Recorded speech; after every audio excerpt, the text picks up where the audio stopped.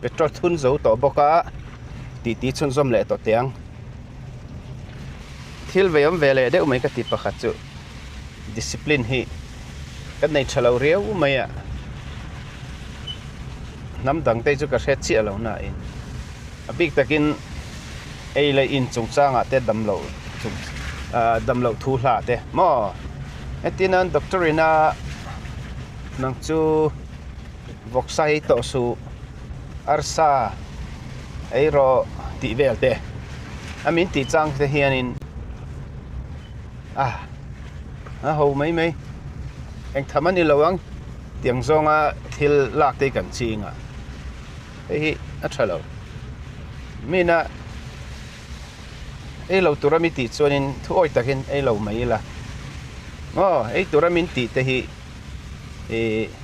ei turamin ti te ei la ei lo turamin ti te ei lo mai la chu discipline thatna ani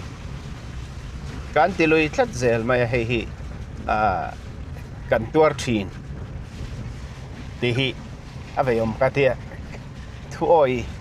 oi nei kan mamo thu oi hi kan tlachham thu oi na hi kan tlachham nin ka hria chu wang chuanin thu yo yangu kan ti le ni chu